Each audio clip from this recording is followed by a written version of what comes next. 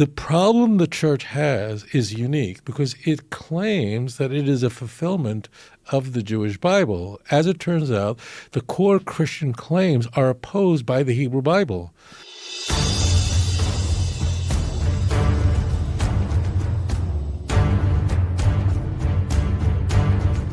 As it turns out, this is another area that Christians widely misunderstand the problem of their truth claim.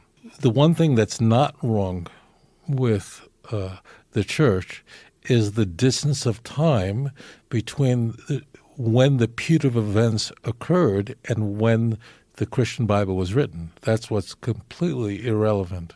It's not a matter of time. You know, people can write about 9/11 today and they could in 100 years from now. It's not the distance of time. That's exactly what's not wrong about the New Testament. It's not relevant to any of us how far away it was written. What is relevant is its veracity. The problem the church has is unique because it claims that it is a fulfillment of the Jewish Bible. As it turns out, the core Christian claims are opposed by the Hebrew Bible. See, Christians, I understand they feel that their faith is under attack, but that's because they're making shocking truth claims, which they shouldn't. 1 Thessalonians was written only maybe 4950. That's not the issue, is the veracity of the text. Now, there is one point that is very striking, and that's you could look at Mark that's chronologically earliest. This is not a controversial point. Almost all Christians would agree that the book of Mark is earliest, although it doesn't appear that way. And Mark is the least embellished of the Gospels. That means you have no infancy narrative. That means it's likely more primitive. And this bothers Christians. So I understand why Christians are bothered by the dating. But it's not how far away. It wouldn't make a difference if Mark was written 10 years after 30. It doesn't make a difference when it was written. What is striking rather is the order that was written. If Christianity is in fact a religion that's developing and accumulating mythology, so what we would expect to find is the earliest gospel, chronologically, would have the least embellishment in it. So Mark is very much an adoptionist book, which means there's no virgin birth, there's no incarnation, none of that. We're introduced to Jesus in the book of Mark as an adult, at his baptism. That's how book of Mark opens up. Mark, moreover, doesn't have any resurrection appearances. That means Jesus doesn't appear to anyone in the book of Mark, which really ends at Mark 16, verse 8.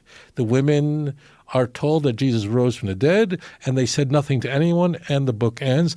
And Christian scribes later, who found that so troubling, found that so disconcerting that they actually invented the last 12 verses of the book of Mark and shoved it in there so that Mark has resurrection appearances.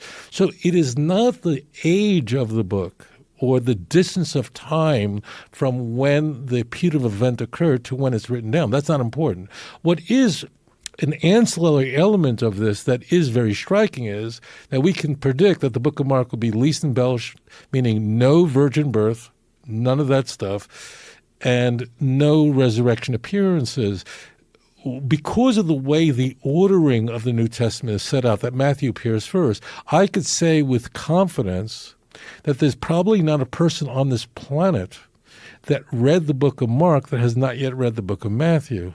So because people read Matthew first, and Mark and Matthew and Luke are very similar. That's what they call synoptic gospels. So people just read it. They don't even know that Mark doesn't have an infancy narrative because it's just like a blur to them. And that was a very smart thing that a church father would do later on, that is order them with Matthew first. Because if Mark were first, that would be more noticeable. And certainly we would expect to find the virgin birth later creeping in Matthew and Luke, independently developing the plot devices, so they're very, very different. And then we would expect to find in the book of John the highest Christology, where you would have the prologue where Jesus is the Word, the Logos, and the Word became flesh. I mean, those 18 passages in John are nowhere else to be found. No one says anything like that in the Gospels. It's not important when the New Testament was written. That's not relevant. It is very curious that the most embellished gospel is John and the least embellished gospel is Mark. Also, I write about this in Volume 1, that the most anti-Jewish book in the Christian Bible would be the later one. And Mark, although the Jews are culpable for killing Jesus, and Pontius Pilate was a lackey, but we don't have anything where Jesus is telling Pontius Pilate in an conversation that actually you're totally not responsible for this, and the Jews are. The book of John is much more amped up to be anti-Jewish and exculpating Pilate, getting him off the hook. This is the Jews completely, and the Jews literally gave over Jesus to be crucified in John. So that's interesting. And we would expect, as an example, the Gospel of Peter, which did not make it into the Christian canon. And I say thankfully didn't make it in because it's even more anti-Jewish. Thank goodness how much more damage would have been done if the Gospel of Peter had made it in. So, right, that's important. The order is important, is intriguing, but the distance of time, you got it all wrong. The Torah was given to us 2,448 after creation. That's not relevant. The question is it true or not? But Christians are very defensive about this. And especially the more they study, the more they realize that this is problematic.